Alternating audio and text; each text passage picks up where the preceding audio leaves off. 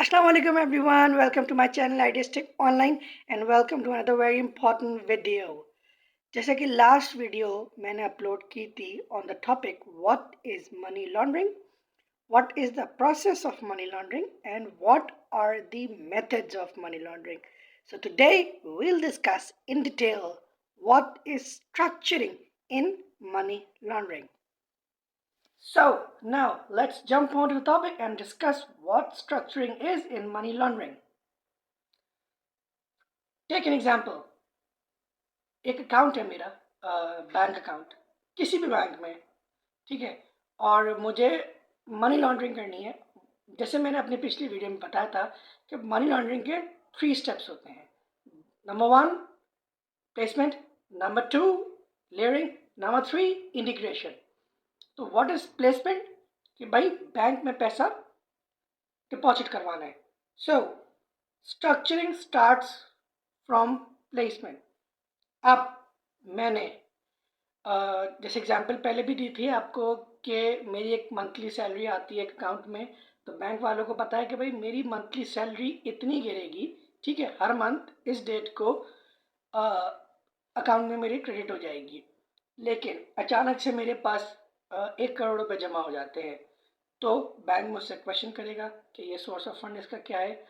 उसके नतीजे में मुझे कुछ लीगल डॉक्यूमेंट्स जमा कराने पड़ेंगे ताकि मैं उसकी लीगैलिटी को प्रूव कर सकूं. लेकिन अगर मैं वो 1 करोड़ रुपए एक साथ जमा ना कराऊं, भाई 1 करोड़ रुपए एक साथ जमा हुआ तभी तो वो ट्रिगर किया. लेकिन व्हाट सपोज कि मैं उस 1 करोड़ को ब्रेक करूं, ठीक है, नाउ दैट्स कॉल्ड स्ट्रक्चरिंग. मैं उस 1 करोड़ की अमाउंट को एक साथ डिपॉजिट ना कराऊं, ठीक है, उसको ब्रेक कर करके छोटे छोटे चंक्स अमाउंट में डिपॉजिट करवाऊं, ठीक है, और एक बैंक अकाउंट में डिपॉजिट ना कराऊं, मैं 5 डिफरेंट बैंक्स में खुलवाऊं और उन 5 डिफरेंट बैंक्स में मैं उस अमाउंट को क्रेडिट करवाऊं, ठीक है. एक तो ये हो सकता है, या तो ये हो सकता है कि मैं एक ही अकाउंट में for the time, it will take time around 1.5 year या 2 ईयर, उस छोटी छोटी चंक्स में अमाउंट में क्रेडिट करवाऊँ. फॉर एग्जांपल 1 करोड़ को मैं तोड़ दूँ, फॉर एग्जांपल 4-5 लाख में या 6 लाख में तोड़ दूँ, और 6 लाख हर महीने मैं जमा कराता रहूँ अपने बैंक अकाउंट में, एक ही बैंक अकाउंट में, जिसके लिए मुझे 5 बैंक अकाउंट की ज़रूरत नहीं है. ज़रूरत तो एक ही बैंक अकाउंट में मैं उस 6 लाख कर करके अमाउंट डिपॉजिट करवाता रहूं. ये तो हो गई स्ट्रक्चरिंग. लेकिन जैसे कि मैंने आपको बताया था कि हमारे बैंकिंग सिस्टम बहुत ही स्ट्रांग है और जो जितनी भी अथॉरिटीज़ हैं वो बहुत स्ट्रांगली काम करती हैं. तो how could we track this? We can track this very easily. या तो हम एक पैटर्न आइडेंटिफाई कर लें कि भाई ये, जैसे मैंने आपको अभी एग्जांपल दी कि 6-6 लाख करके वो डिपॉजिट करवाएगा, तो ये 6-6 लाख का एक पैटर्न आइडेंटिफाई हो गया ना तो बैंक के सामने. तो या तो हम इस पैटर्न के ज़रिए उस ट्रांजैक्शन को आइडेंटिफाई कर सकते हैं कि भाई ये शायद कोई सस्पिशियस ट्रांजैक्शन है, क्योंकि हमने पैटर्न आइडेंटिफाई किया, 6-6 लाख करके हर महीने अमाउंट डिपॉजिट हो रही है, ठीक है. या तो हमने जब डिपॉजिट स्लिप से, ये बड़ा ही वीक तरीका है लेकिन स्टिल जब हम डिपॉजिट स्लिप भरते हैं तो उस पर डिपॉजिटर का नाम भी आता है, उस पर डिपॉजिटर की बेसिक इंफॉर्मेशन जैसे कि CNIC हो गया या फ़ोन नंबर हो गया वो भी आता है.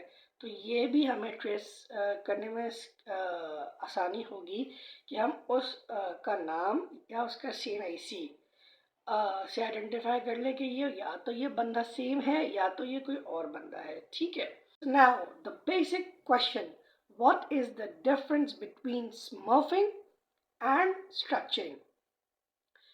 स्मर्फिंग के बारे में मैंने आपको पिछली वीडियो में बताया था कि smurfing is one of the methods of money laundering, ठीक है. बट आपका सवाल ये भी आ सकता है कि यार स्ट्रक्चरिंग भी वही है. नो, स्मर्फिंग एंड स्ट्रक्चरिंग में कुछ डिफरेंसेस हैं, ठीक है. And what are those differences will discuss today in this video. Now, structuring क्या है? स्ट्रक्चरिंग में एक ही इंडिविजुअल इन्वॉल्व हो सकता है कि कोई भी एक इंडिविजुअल मल्टीपल ट्रांजैक्शंस यानी कि स्मॉल स्मॉल ट्रांजैक्शंस में एक अकाउंट क्रेडिट करवाए, ठीक है, बैंक अकाउंट में। या तो वो एक बैंक अकाउंट है या तो वो डिफरेंट बैंक अकाउंट है। बट स्मर्फिंग में क्या है, स्मर्फिंग में more than one individual involve होते हैं and more than one bank account, या कभी कभी तो more than one country involve होती है, ठीक है। एक बंदा इस कंट्री में है या दूसरा बंदा उस कंट्री में है तो कि स्मर्फिंग में इन्वॉल्व होते हैं, ठीक है। एक तो डिफरेंस ये हो गया। दूसरा डिफरेंस क्या है, दूसरा डिफरेंस ये है कि स्मर्फिंग में जो सोर्स ऑफ फंड होता है वो इलीगल होता है। आप उस सोर्स ऑफ फंड को छुपाने की कोशिश करते हैं, कंसील करने की कोशिश करते हैं, क्योंकि जो उसमें सोर्स ऑफ फंड है that's illegal in smurfing. But in structuring the source of fund can be legal. भाई मैंने ये जॉब से पैसा कमाया, मैंने ये गाड़ी से पैसा कमाया, ठीक है, मैंने ये एक घर बेचा या प्लॉट बेचा, उससे मैंने पैसा कमाया।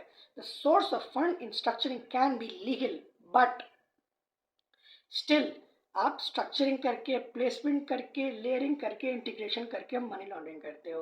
तो this is the basic difference between smurfing and structuring. I hope you guys like this video. For more please stay tune with my channel, क्योंकि अब नेक्स्ट स्टेप में यानी कि नेक्स्ट वीडियो में we'll discuss more about money laundering and how to control it.